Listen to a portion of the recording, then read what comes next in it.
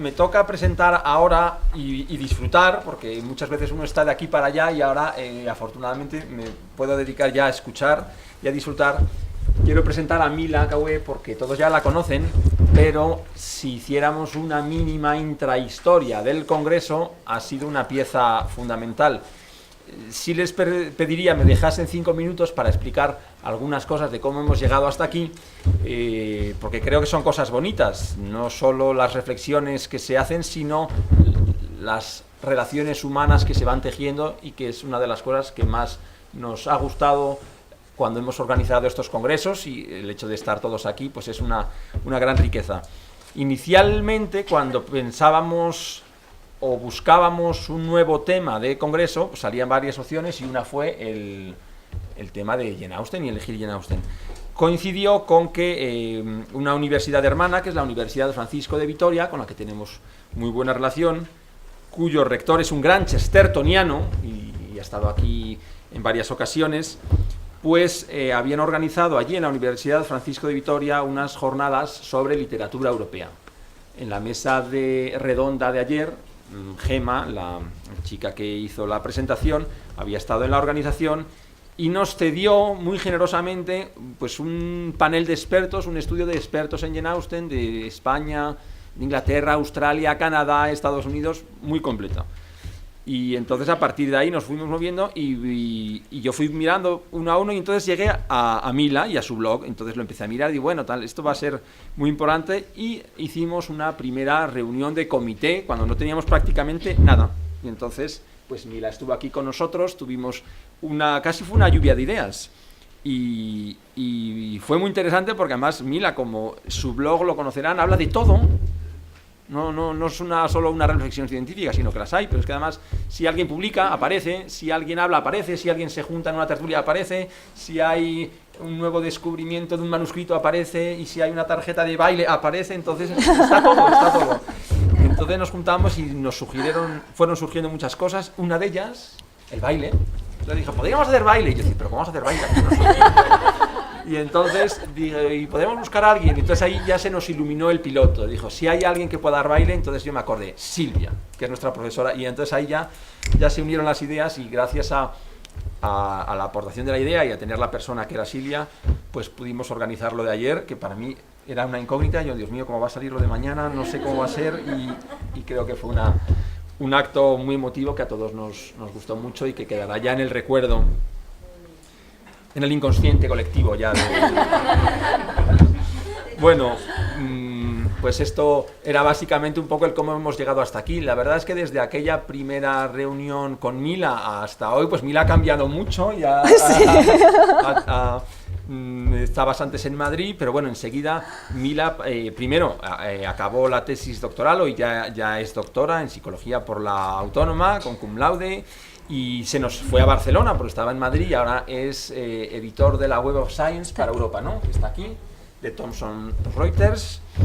Y bueno, la conocen, es miembro de la Jane Austen Society, miembro vitalicio, es autora de varios libros, además algunos por La Esfera, no sé si ese es el de Amor del Bueno, que es uno que tengo yo. A ver, no, La Esfera de los libros es la enciclopedia de psicología, y otro que se llama Cuentos para comer sin cuentos, que es para enseñar buenos hábitos de alimentación a los niños. Luego JDJ Editores, Amor del Bueno, que le estaba comentando a Fernando que cuando originalmente escribí el libro de Amor del Bueno, que está escrito desde la psicología, pero estaba lleno de quotations, de frases de Jane Austen, y ahora os explicaré por qué. Y al editor en ese momento no le pareció buena idea y me las quitó, me dio mucha pena, se quedó en un libro puramente de psicología. Pero ahora os explicaré por qué para mí era tan importante mencionar a Jane Austen cada vez que estaba hablando de psicología.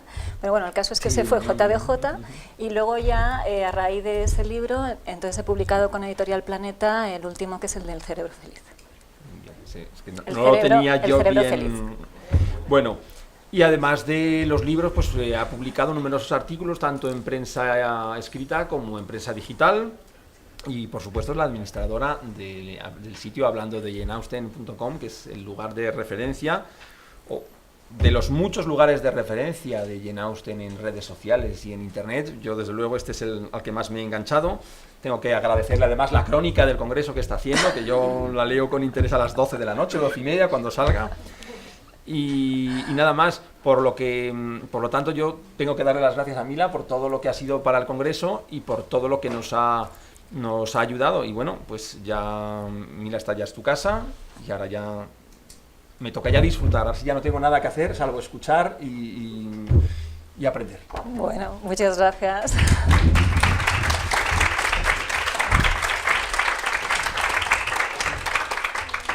Yo os tengo que decir que voy a hablar un poco en nombre de las administradoras de blogs de Jane Austen. Primero, que hay gente que piensa que detrás de esos blogs pues hay como pequeñas tontorronas histéricas escribiendo, y creo que hoy vamos a tener la oportunidad de quizá daros otra impresión de quién está detrás de esos blogs con esta ponencia y luego la que va a hacer Mari Carmen, que os recomiendo que vengáis porque decía Inga que hay poco más que decir de Jane Austen y yo creo que esta tarde vamos a tener unos datos muy interesantes, mucho, y os invito a que estéis aquí y además también a que conozcáis el trabajo que estamos haciendo. Mari Carmen lleva muchos años, yo llevo menos que ella, pero ya habéis visto, hay gente que se arranca por bulerías y yo me arranco por Jane Austen, y cuando me pongo a hablar de Jane Austen no paro. Luego mi blog se tenía que llamar Hablando de Jane Austen, no podía ser de otra manera. Es un enorme placer en bueno, estoy súper orgullosa, creo que estáis haciendo lo que yo considero, y creo que muchos, el Congreso perfecto. Es un lujo estar aquí con los ponentes con los que estamos.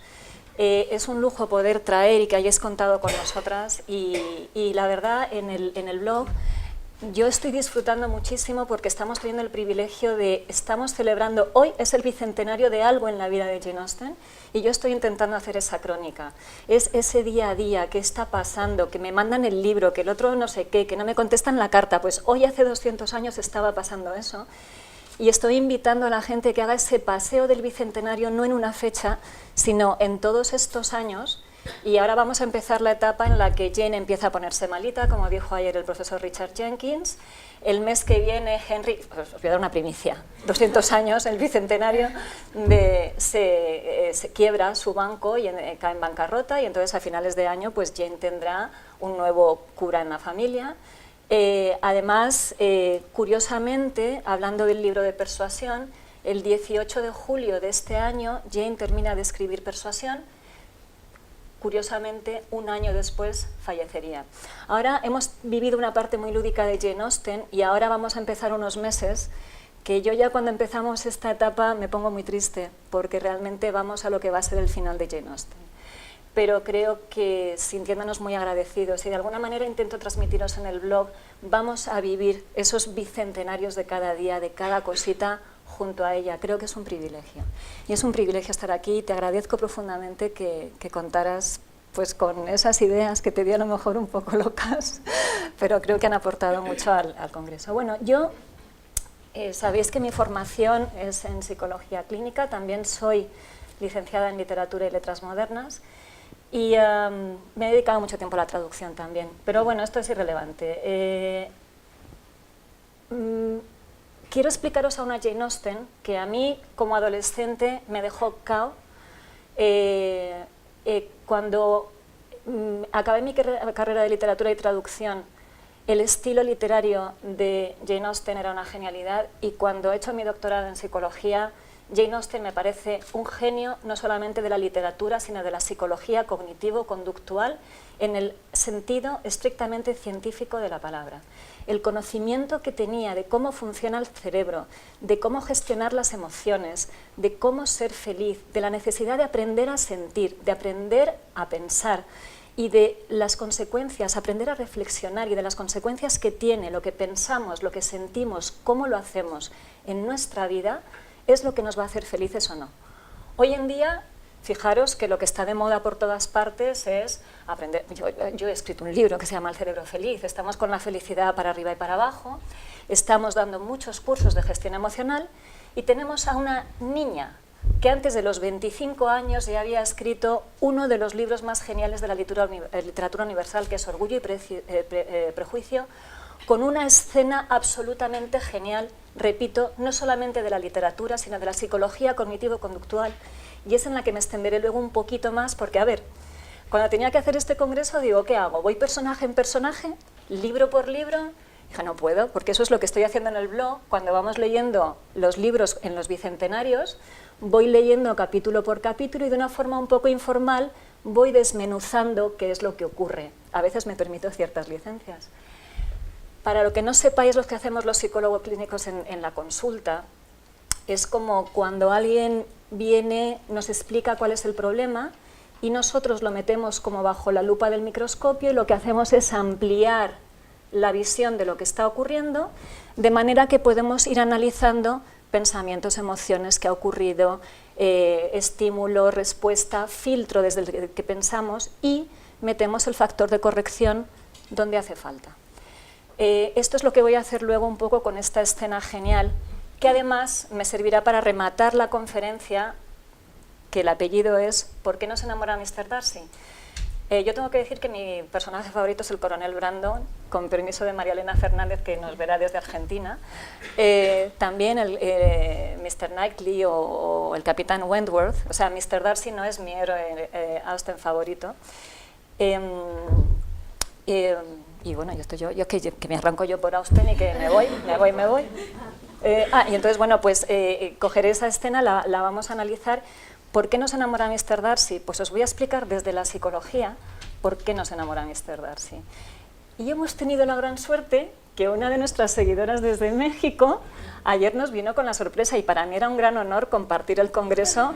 Me vais a permitir, puesto que viene de México, con Juanita Austen. Pero casi os diría, porque como nos la traen desde el Club de Lectura de Tijuana, nos vamos a quedar con Tijuanita Austen, si os parece. Y por supuesto, veremos por qué nos enamora este caballero. Gracias, Gaby, de verdad. Creo que ha sido como la guinda y la presencia de honor de esta conferencia, que al menos hoy que se nos cae Mr. Darcy. Hoy ¿qué he hecho? Con lo bien que estaban colocados. Bueno, pero los habéis visto, ¿verdad? Bien. Bueno, me voy a poner académica. Dijo de ella Sir Walter Scott en 1826 que era una dama joven que tenía un gran talento para describir las relaciones, los sentimientos y los caracteres cotidianos.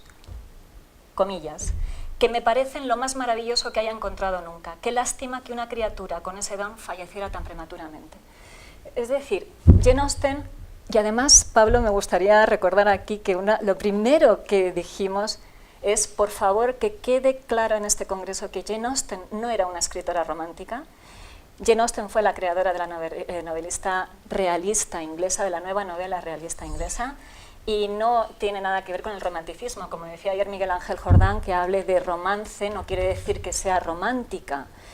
Yo añadí, mi hipótesis es que Jane Austen era un genio. No la podemos analizar solamente como literata, como escritora. Era un genio como lo fue Mozart o como lo fueron los hermanos Bach. Y realmente, ¿qué ocurre cuando te encuentras ante un genio? El genio produce arte. Y hoy os quiero expresar, porque a veces relacionamos la palabra arte con pintura, con escultura, con algo físico, pero también hay arte en la conducta humana. Y Jane Austen es una artista que describe con genialidad la conducta humana. ¿Qué nos ocurre cuando estamos ante una obra de arte? Que nos emocionamos, nos quedamos sin palabras. Y esa emoción que nos produce la visión del arte, estar ante arte, es lo que mucha gente, creo, y es mi hipótesis, confunde con romanticismo, porque nos conmueve positivamente, nos proporciona felicidad. Esto sería otra parte de la psicología, de cómo el arte tiene efecto terapéutico. Yo sé que Jane Austen tiene efecto terapéutico. Entonces, dicho esto, primero quería que comprendiéramos un poco. Voy a hablar poquito porque creo que hemos hablado mucho de esto, del contexto histórico de Jane Austen, pero Jane Austen ya hemos dicho que no describe cosas de poesía, que esto está a la izquierda, a la derecha, etcétera, sino que Jane Austen vivió en lo que se ha denominado la época georgiana, con los reyes Jorge I, Jorge II, Jorge III, Jorge IV, que eran de la Casa de Hannover, alemanes, que por cierto en 2014 estuvieron haciendo muchas celebraciones conmemorativas del tricentenario de la época georgiana en Inglaterra. El caso es que esta época georgiana se extiende pues, desde el año 1714 hasta el año 1830, y en esa época georgiana tenemos una pequeña burbuja, que es la época de regencia, que abarca desde 1811 hasta 1820, que es cuando Jorge III, si habéis visto la película de la locura del rey, se le declara tiene porfiria, tiene desórdenes mentales, y en 1811 se hace el acta de regencia por la que su hijo Jorge IV será príncipe regente mientras su padre estuviera vivo. Mr. Darcy. Vamos a ponerle así. Os recuerdo en 1811 cuando Jorge IV es el futuro Jorge IV es príncipe regente, es cuando aparece la primera novela de Jane Austen, Sentido y sensibilidad. Y es el mismo príncipe regente que el año pasado, hace 200 años, pide a través de su bibliotecario James Stenier Clark que por favor le dedique el libro. Yo sé que Jane Austen esto le debió revolver un poco porque no estaba nada de acuerdo con el tipo de vida personal que llevaba, pero chica, ya había sido bastante rebelde diciendo yo no me caso, me dedico a escribir y ahora no me voy a oponer encima a hacerle la dedicatoria al príncipe regente. Ya eso era osar demasiado, creo, y entonces muy dócil y amablemente le dedicó su cuarta novela, Emma. Él era un gran admirador ya de Jane Austen y además esa novela no tuvo que firmarla anónimamente, afortunadamente. Entonces, tenemos esto, pero es que además en esos años estaban ocurriendo más cosas. Durante el reinado de Jorge III es cuando Inglaterra se hace una potencia mundial, también es en la época en la que se empiezan a perder las colonias americanas, precisamente es en el 75 cuando nace Jane Austen, las colonias americanas empiezan a rebelarse hasta que se independizan en el año 76. Pero vamos a ver más cosas que ocurrían en la época de Jane Austen y creo que es necesario para luego explicar por qué os estoy contando esto. Bueno, tenemos a don Napoleón Bonaparte. Cuando Jane tenía 14 años estalla la Revolución Francesa. De la guillotina de la Revolución Francesa se escapa su prima hermana, hija por parte de la hermana del padre de Jane Austen, y el que no se escapa es su marido, que lo guillotinaron. Pero esa prima va a casa de los Austen, por cierto, fue la inspiración para Lady Susan. Y luego ya os contaré los líos de familia cuando vayamos al contexto familiar, pero el caso es que históricamente estaba ocurriendo eso. Cuando Jane Austen tiene 18 años, guillotinan al rey de Francia y unos meses más tarde guillotinan a María Antonieta. Es muy fuerte lo que está pasando. Cuando Jane tenía 24 años, Napoleón da un golpe de estado y se convierte en primer cónsul de su país. Jane tiene 27 años cuando él se proclama emperador de los franceses y rey de Italia cuando Jane cumple 30 años. Son cosas muy importantes, esto es muy fuerte lo que está ocurriendo. En ese mismo año, en 1805, y nos vamos a ir hacia el sur de la vida de Jane Austen, pues los ingleses derrotan a Napoleón y a su aliada, a España, en la batalla de Trafalgar, que se produce frente a las costas del Cabo de Trafalgar, por aquí por el sur, en los Caños de Meca, que está en el municipio de Vejer de la Frontera, en Barbate. También un poco al sureste de la vida de Jane Austen, y unos años antes, cuando ella tenía 7 añitos, el rey Carlos III de España recupera Menorca de los ingleses. Esto quizá todavía era pequeña, pero eran cosas que estaban ocurriendo en su vida. Y como es España, pues yo lo he querido poner. Si nos vamos hacia el oeste en la vida de Jane Austen, en Irlanda, cuando Jane tenía 23 años, hubo un levantamiento popular que al final terminó cuando Jane tenía 26 años en que Gran Bretaña e Irlanda se convierten en una sola nación. Esto es muy relevante. Otra vez al este de Jane Austen, en Austria, en 1791, cuando Jane Austen tenía ya 16 años, fallece Mozart, otro de los niños genio, porque Jane Austen fue una niña genio, fallece y relacionamos mucho a Mozart con Jane Austen también. Y también hacia el este de Jane Austen, no sé si sabréis, que fue casi un poquito contemporánea de Casanova, que él también, esa tipología de hombre pues también nos refleja en sus libros con ciertos personajes. Además, otro hecho súper importante, estamos viviendo el principio de la revolución industrial. Empieza a haber una clase social que no es la aristócrata, es la de profesionales y comerciantes que empieza a tener dinero, hay nuevos millonarios y está surgiendo una nueva clase social y va a haber una revolución que es la que nos ha marcado a todos hoy en día. Todo eso está ocurriendo en la vida de Jane Austen y yo voy a poner cara de Mr. Darcy cuando Lizzie le rechaza y dice: y todo esto es lo que estaba ocurriendo en la vida de Jane Austen y no hay nada.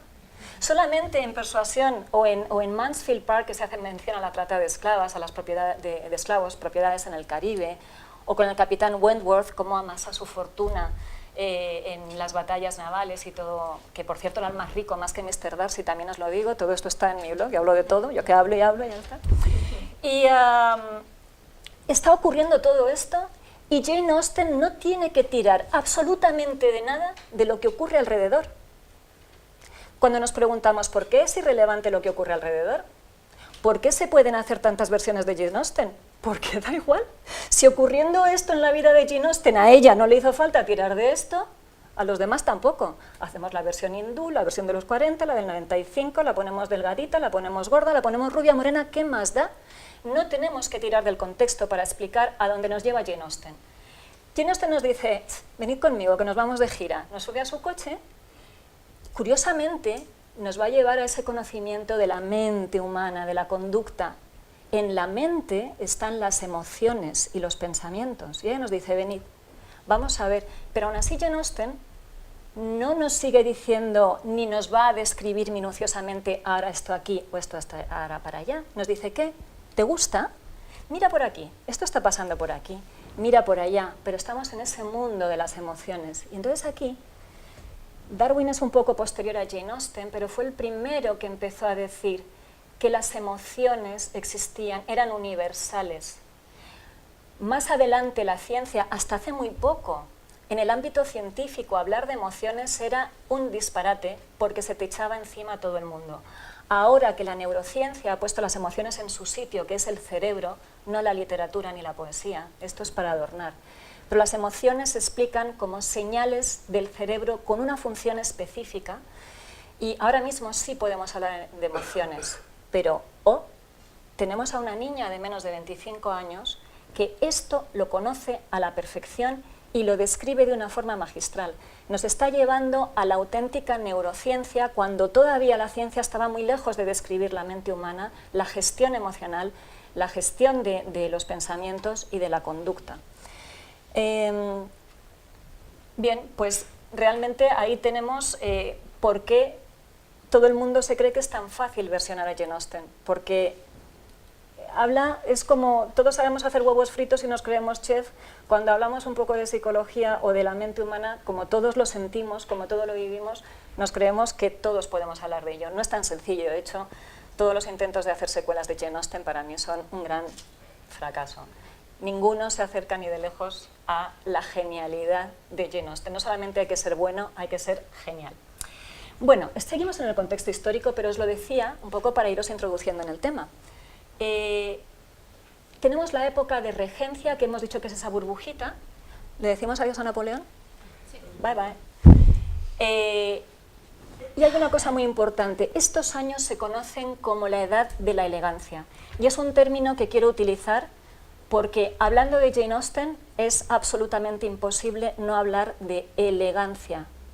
No la elegancia de la genuflexión, no la elegancia de las maneras y la palabra, que también está, creo que es una gozada leer a Jane Austen en inglés, por favor, sino la elegancia de la conducta. Quizá no asociamos a la conducta palabras como arte o elegancia, pero me veo en la obligación de hacerlo en esta ponencia, porque a mí es lo que más me fascina de ella y de esto es de lo que quiero hablar. Vamos a hablar también del contexto social de Jane Austen. Entonces, realmente, de todo el contexto social me quiero centrar en el que va a ser el eje de las novelas de Jane Austen, que es casarse apropiadamente. Pero en un alarde de ignorancia y a veces de perversidad, muchas veces define las novelas de Jane Austen como que son unas niñas ricas en busca de marido rico. ¡Qué pena! ¡Qué superficialidad! Vamos a ver, la situación de las mujeres en aquella época era denigrante. La única salida honrosa que tenían para sobrevivir era el matrimonio y el resto no podían, estaban abocadas a la pobreza. Jane Austen decía que una mujer soltera era muy proclive a la pobreza, con lo cual esto era un argumento muy a favor del matrimonio. ¿Quién quiere ser pobre? ¿Quién quiere ser pobre? Además es que la pobreza va en contra del cerebro. El cerebro lo que quiere es sobrevivir y la pobreza no se lo permite. Fijaros que siempre estamos hablando de qué función tiene el cerebro en nuestra vida y Jane era muy realista en eso. Creo que es muy cruel definir las novelas de Jane Austen como niñas jijiji en busca de marido cuando la situación era realmente lamentable. Entonces, Jane es muy realista y tenemos a Charlotte Lucas y a Mr. Collins, que a mí me parecen realmente, y lo he defendido en mi blog, un muy buen matrimonio. Muy bueno, y lo hemos comentado antes. Realmente es el más realista. Probablemente los matrimonios ocurrían de esa manera. Yo miro cómo eres y yo personalmente en mi consulta he preguntado a muchas personas mayores, oye, ¿tú por qué te casaste con tu marido, por ejemplo? Y la razón es, bueno, era un buen hombre, no se emborrachaba, no era jugador, pues el resto da igual. O sea, podríamos respetarnos y querernos si manteníamos cada uno una serie de roles, tanto el marido a la mujer como la mujer al marido, y probablemente llegaríamos a querernos si nos sentimos respetados. Jane Austen en el fondo también de lo que nos habla es, bueno, esto es así, pero hay una forma mejor de hacer las cosas, habría una forma ideal de hacerlo, y si realmente el matrimonio es la única opción que tenemos dignas de sobrevivir, si además está cargado de afectividad y de una buena relación, mucho mejor. Realmente Jane Austen no nos habla de finales felices y buenos matrimonios. Jane Austen nos habla de los que conocemos, pero también tiene una cascada de desastres que Jane Austen describe magistralmente en los personajes secundarios. Hay matrimonios por pasión, llamémosle sexo, hay matrimonios por conveniencia, lógicamente los que proporcionan un bienestar económico o social, o también por los errores de juventud, llamémosle enamoramiento pueril por inmadurez. Tenemos, dentro de este contexto, no es de extrañar que precisamente los manuales de conducta para mujeres es cuando tuvieran el punto de máxima popularidad, que bueno, al fin y al cabo es todo aderezado con formatos de buenas maneras y buenas prácticas conyugales y familiares, y sin duda es todo un éxito en convertir lo denigrante en algo aparentemente exquisito y refinado. Pero Jane Austen tampoco se paraba en esto, es decir, ella seguía con su propuesta de ir algo más allá. En aquella época, algunas mujeres podían trabajar bien en el servicio doméstico, algunas podían trabajar como institutrices ganando un poquito más, otras se atrevieron a escribir como ella misma, pero no llegaban a ganarse bien la vida, y luego tenemos algunas como Lady Catherine de Bourgh, que podían vivir del dinero porque ni las desheredaban, ni las echaban de casa, etc. Pero Lady Catherine de Bourgh era la excepción. Bien, entonces también tenemos un poco el tema del clero. Jane Austen nos habla de esto era importante en su contexto social, su padre era cura o vicario, su hermano mayor también, Henry vamos a ver que dentro de poquito, hace 200 años se convierte también, sus vecinos, en fin. Jane Austen tiene la genialidad también de saber reírse de esta figura, pero nunca pasar el límite y llegar a la burla. Quizá nosotros lo hacemos más que lo hace ella, pero creo que ella lo hace precisamente desde ese profundo respeto, porque ella era muy respetuosa, era una persona profundamente religiosa, pero ese profundo conocimiento que tenía del clero, de los curas, etcétera, le permitía jugar con ellos pues como quien se ríe un poco. Una de las lecciones que dice Lizzie a Mr. Darcy es tienes que aprender a reírte de ti mismo, ¿no? Pues yo creo que ella es lo que un poco hace con esto, se ríe un poco de esa figura o con esa figura y bueno, la verdad es que luego cuando vemos la figura de James Stanier Clark, el bibliotecario del rey Jorge IV, a mí me recuerda un poquito a Mr. Collins, no sé a vosotros, pero si lo habéis visto, esa pomposidad, esa retórica que tiene, pues nos recuerda mucho a ella. Es fundamental para entender a Jane Austen el contexto familiar.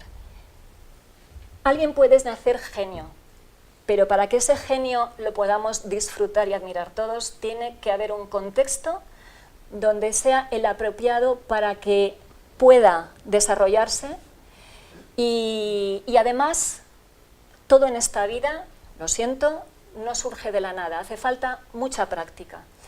Y afortunadamente Jane Austen nació dotada con este genio para la literatura, para la observación, estuvo en el contexto adecuado y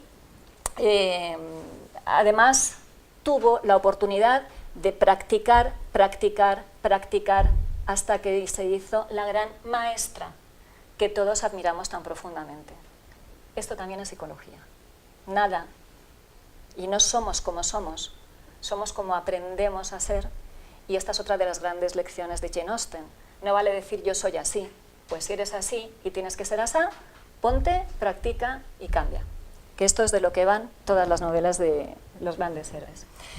Yo os voy a enseñar una foto familiar de Jane Austen. Esto es un dibujito que aquí no están todos, ¿eh? Tenemos aquí al padre George, la madre Cassandra. Se supone que es Edward y que aquí están celebrando cuando la familia Knight le va a adoptar. Se cree que este es Frank y aquí las dos niñas, Cassandra y Jane. Jane pequeñita, chicos. Nos hace ilusión tener aquí esta figura de Jane. Bueno, el padre George, es verdad que era cura, pero para mí la importancia que tiene el padre de Jane Austen es que era pedagogo. Además, pedagogo a la antigua usanza. Yo tengo la suerte de venir de familia de pedagogos, mis abuelos y abuelas, bisabuelas, tatarabuelos eran pedagogos, y yo recuerdo irles a hablar no con el currículo de enseñanza que tienen ahora los profesores, sino de cómo había que conocer las cualidades de cada niño, cómo había que potenciar. Había slow learners, fast learners, no todos los niños tienen la misma manera de aprender, y los pedagogos de aquella época durante muchos años han sabido enseñar esto. Además, los educadores de aquella época, esos pedagogos, no solamente enseñaban materia curricular, también enseñaban a ser personas, también enseñaban modales y buenas maneras, enseñaban convivencia social. Entonces, realmente, el padre de Jane, para sacar un poco más de dinerito, pues también tenía varios niños de familias pudientes en su casa, entonces los educaba al estilo que se educaba, desde esa pedagogía. Es crucial. Además, creo que era muy buen hombre y se casó con una mujer algo aristócrata, Cassandra Leigh, que se supone que tenía un sentido del humor fabuloso. O sea, tenemos ahí un combinado perfecto. Todo este conocimiento de la pedagogía aderezado con un gran sentido del humor. Y bueno, pues la verdad... ¡Ay! Perdón. ¿Qué ha pasado? Le da el botón... Triqui-tri. Es que... Bueno, de George Austen, como os decía, aquí tenemos un poco quizá el cuadro que más se conoce de él. De la madre Cassandra probablemente esta es la silueta que más conocemos. Os quiero hablar un poquito del contexto de la familia de Jane Austen. Os digo porque creo que es crucial para entender cómo su cerebro se moldea para poder explicarnos lo que nos explican sus novelas. Tenemos al hermano mayor James, que es el que luego heredó en la vicaría del padre.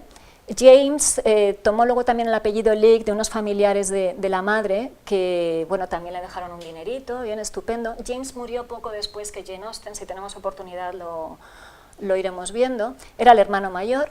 Después venía venía George, es un hermano que tenía una cierta minusvalía y lo atendió una familia, algo que era muy normal, no tenemos que escandalizarnos porque esto era una práctica habitual. Los Austen siempre estuvieron muy al tanto del bienestar, aunque no estaba integrado en la familia.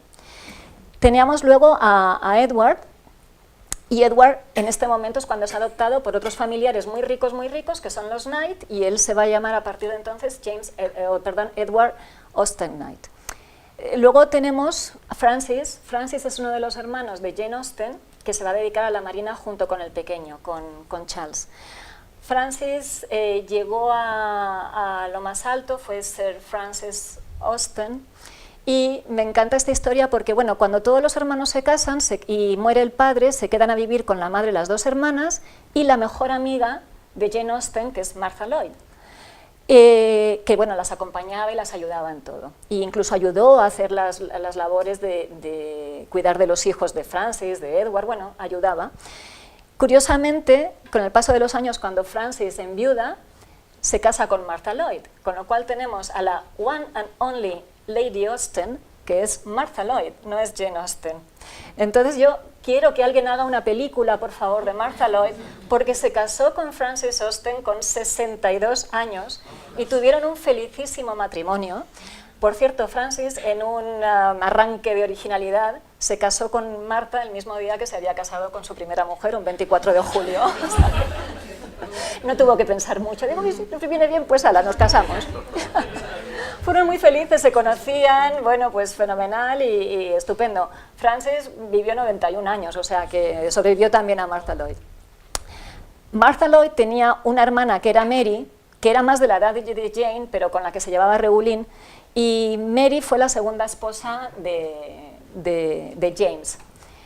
Y ahora os voy a seguir más contando líos de familia, porque con estos líos de familia Jane tenía mucho material para escribir. Después venía Cassandra, Cassandra, la chica mayor, se llama como la madre, y yo aquí me permito hacer como una especie de requiebro. Yo creo que era como Mommy's Girl, la niña de mamá. We were talking yesterday about Cassandra. Y de alguna manera creo que asume ciertos roles. Por ejemplo, cuando su hermano Edward se queda viudo, ella hace mucho el rol de cuidar de los 11 hijos del hermano. Todos los hermanos, todos los chicos de la familia Austen se casaron por amor. Creo que esto es muy importante. No hubo matrimonios por conveniencia, sino que realmente esto que va a decir Jane Austen se practicaba en su familia. Realmente tenía que haber afecto. Los padres de Jane Austen se llevaban muy bien, se veía que era un matrimonio donde había comprensión, afecto, cariño, complicidad, y todo esto se transmite, se ha transmitido. Quizá Jane Austen ha sido la que lo ha enseñado al mundo, pero si analizamos la familia es algo que estaba presente en toda la familia. Después de Cassandra tenemos a Henry, el "Oh, what a Henry" que decía Jane Austen, que me encanta esa frase porque debía tener el sentido del humor de la madre. Y entonces Henry, pues, ¿os acordáis de Eliza? Esta es la prima que viene de Francia, que casi la guillotinan, viene a casa, estilo Lady Susan, por favor, poneros un poco en contexto, y tontea un poquito con James. Estaba viudo, por favor. Aquí, no, o sea, todo muy correcto. Pero James cura, y Lady Susan, por Dios de los pordioses. Es mi primo, te quiero mucho, pero me parece a mí que para casarnos no. Y llega Henry, que era un poco más vivo, tal, se mete en ese mundo aristócrata, se hace banquero, está con la alta aristocracia de Londres, y entonces Eliza dice, tú sí. Y hacen un matrimonio muy gracioso. Yo os quiero contar una anécdota porque a mí me hace mucha gracia. Cuando Napoleón da una pequeña tregua en Francia, Eliza, ya casada con Henry, van a Francia, pues oye, a recoger sus propiedades y sus cosas. Y mira por dónde, a Napoleón le da un yuyu ese día, se levanta y dice que no, que estoy otra vez a malas con los ingleses. Claro, Henry es inglés, Eliza presuntamente también, pero hablaba perfectamente francés. Entonces tuvieron que ir como de posada en posada hasta que pudieron salir de Inglaterra porque los iban a detener. Y Henry, en este caso, ¿qué creéis que se hizo? El mudo. Entonces me encanta imaginarme qué complicidad tenía que haber en esa pareja para... Y Eliza resolviendo la situación, haciéndose la francesa hasta que pudieron salir de Inglaterra. Bueno, muy divertido. Henry era muy divertido. Si lo vais viendo en las cartas y en todo lo que vamos viendo, a mí y realmente con Jane, él fue el que cogió el relevo del padre para publicar las obras de Jane Austen y realmente empujó mucho para que ese genio de su hermana, que todos reconocían en la familia, realmente saliera al mundo. Después de Henry tenemos a Jane y por último a su hermano Charles, que hemos hablado de él, que también era marino y desafortunadamente también hizo una buena carrera en la marina, pero acabó un poquito mal. Murió por allí, por Oriente, no en muy buenas condiciones, malito. Pero es muy bonito y muy enternecedor ver las cartas de Charles cuando habla de eso. Se casó también con dos hermanas. Eran dos hermanas de origen inglés pero que vivían en el Caribe, y primero se casó con una y luego esta se murió y se casó con la hermana. Algo que también era una práctica muy habitual. Yo por lo menos tengo un bisabuelo que también lo hizo. Cuando se quedó viudo, pues se casó con su mejor amiga. Bien, estas cosas se hacían, era habitual, pues nos conocemos, sabemos cómo somos. No hace falta que haya ese amor, pasión de me muero por ti, sino que sabemos que somos buena gente, vamos a hacer un buen equipo, vamos a tirar para adelante. Entonces, bueno, luego yo quería explicaros que hay como dos subsistemas filiales en este grupito. Tenemos a los mayores, que son James, yo diría que son James, Edward y Cassandra. Ellos toman el rol de los hermanos mayores, llevándose todos bien, no quiero decir que hubiera enfrentamientos, había muy buena relación. Pero tenemos ese subsistema filial de los hermanos mayores. Tenemos a los bisagra, que son Henry y Frank, que se llevan muy bien con todos. Frank adoraba a su hermana. Frank, a los 91 años, cuando su hermana empezó a ser conocida, a sus admiradores les cortaba trocitos de cartas y se los daba con un amor. Lloraba a su hermana. Realmente la quería muchísimo. Henry la adoraba también. Entonces se llevaban muy bien con los mayores, con una relación afectiva con los pequeños impresionante. Es muy conmovedora la familia de Jane Austen. Yo os invito a que conozcáis un poquito más. Y tenemos a los pequeños, a Jane y a Charles. Curiosamente, a Jane, esa posición en la que se exime algo de responsabilidades domésticas, le permite desarrollar ese genio, leer muchísimo. Estuvo en un internado 2 años en Reading. El padre hubo una parte que pudo pagar, otra luego. El primer internado en el que estuvo Jane Austen se puso muy malita, casi se muere y la tuvieron que llevar a casa. Y los 2 años de Reading con Madame Latournelle, estuvo 2 añitos, pero el padre tuvo una dificultad económica porque aquel invierno fue malo, no tenía dinero y tuvo que traer a Cassandra y a Jane otra vez de vuelta a casa, y Jane se nutría de toda la biblioteca que tenía el padre. Estar en esa posición, sabéis que la posición en la familia también nos marca como personas. Yo creo que a ella le permitía mirar al padre, a los hermanos, a todas estas cosas que os estoy contando, ya desde los ojitos de una persona superdotada para esto, en una posición ideal, en un entorno de educación ideal, en una posición ideal, y además en la que los hermanos mayores habían fundado una revista, el The Loiterer, o sea que escribían. En la casa de Jane Austen se leía en alto, se hacían pequeñas representaciones. Ellos, Jane Austen, desde chiquitita, sus escritos se representaban en la casa. Ahí es donde empieza la práctica. Igual que Mozart, probablemente se sentaba en su pianito y empezaba a tocar tiqui, tiqui, tiqui, tiqui. No es de pronto surge un genio. El genio necesita que haya contexto y práctica. Por favor, nada es fácil ni nada es regalado en esta vida. Entonces, esto es necesario para entender de dónde viene la genialidad que sobrevive de Jane Austen en ese análisis profundo que hace de la conducta humana. Bueno, esto ya, aunque ya os habló Irache el otro día un poquito de los rostros, esto es como un pequeño... Vamos a imaginarnos a Jane Austen. Entonces tenemos la famosa silueta. Esto es un retrato, a ver, el único oficial admitido por Deirdre Lefay es este de aquí. Is this one, the only official one. El resto hay hipótesis de que probablemente son, pero as long as Mrs. Deirdre Lefay doesn't say yes, we cannot say amen. El aspecto que tendría Jane Austen más o menos hoy, hace 200 años, debe ser algo parecido a esto. Esto sí que es una acuarela que el bibliotecario del rey Jorge IV dibujó en su librito de visitas y dibujó a Jane Austen. Es una cosita chiquitita, pero él, ya la veis sofisticada, ¿eh? Parece más Lady Catherine de Bourgh que Lizzie Bennet. Sería quizá lo más parecido, pero sí vemos que hay rasgos comunes, incluso rasgos con la familia, la nariz alargada, labios finos, la forma de la cara.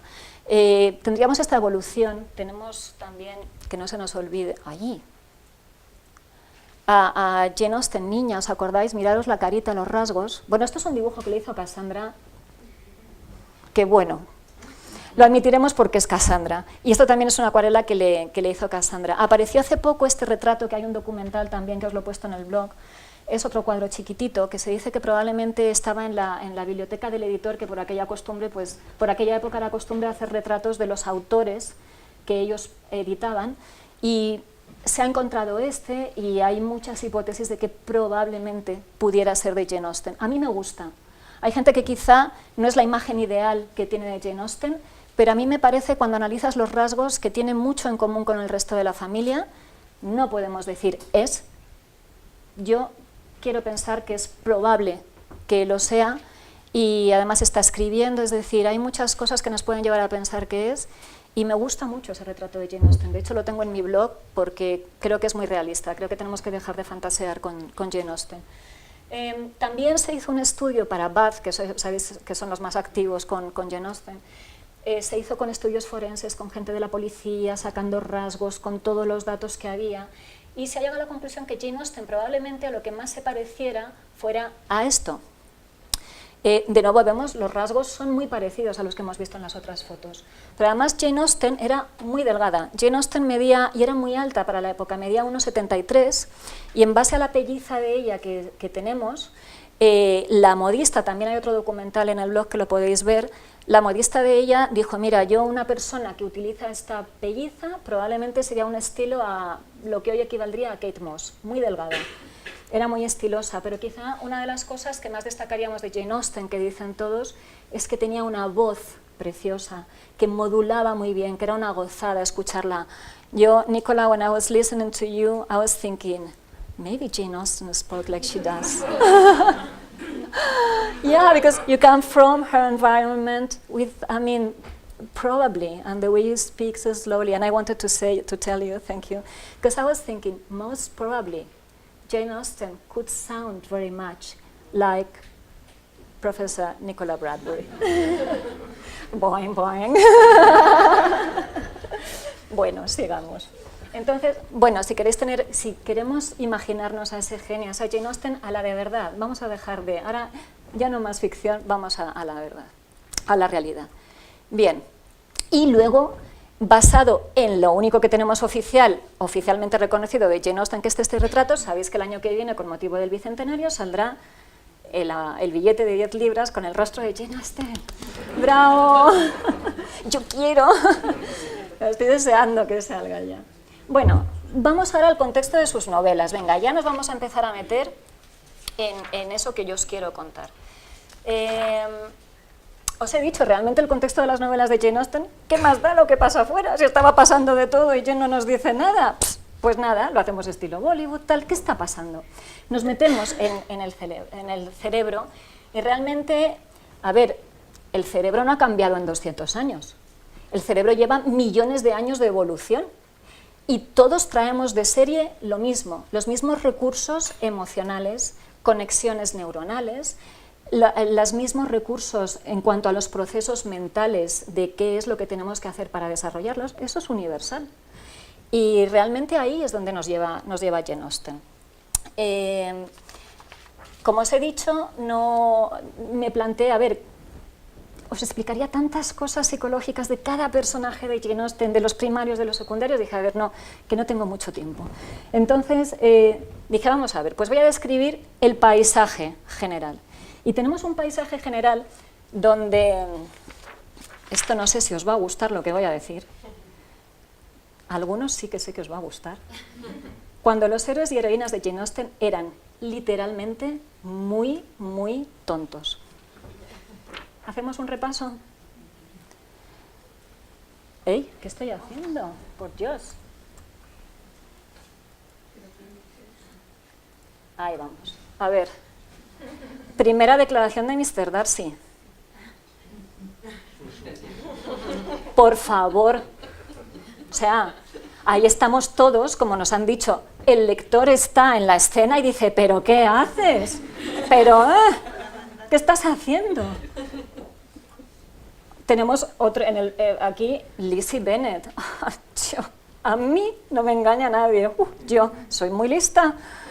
En fin, tenemos también ese primer momento. Edmund, por Dios, qué paciencia. Qué paciencia, Fanny. Yendo de Salvador de Mary Crawford, Redentor de Mary Crawford, y tú diciendo, ¿pero qué haces? Pero que te está engañando y lo sabes, y encima vas y la propones otra vez matrimonio, pero chico, despierta, o sea, y él, R que R, ahí. Venga, pues equivocándose. ¿Qué decir de Marianne Dashwood, su romanticismo? Ese que todo el mundo dice que las novelas de Jane Austen habla, y es precisamente de lo que se ríe de las novelas de Jane Austen. Bueno, pues tenemos a Marianne Dashwood. Tenemos, por favor, el capitán Wentworth coqueteando con Louisa Musgrove. Venga, delante de Anne Elliot. Venga, ¿pero qué haces, chico? ¿No? Nos mueve a todos. Estamos ahí, somos críticos. Los jueces somos nosotros. ¿Pero qué estás haciendo? Y Jane Austen nos está llevando a ese paisaje. Mira, mira, mira lo que están haciendo, a ver qué te parece. Y todos estamos ahí, completamente involucrados en la novela. Bueno, yo, es que ¿sabéis qué pasa? Que soy diestra y con la zurda soy muy pato.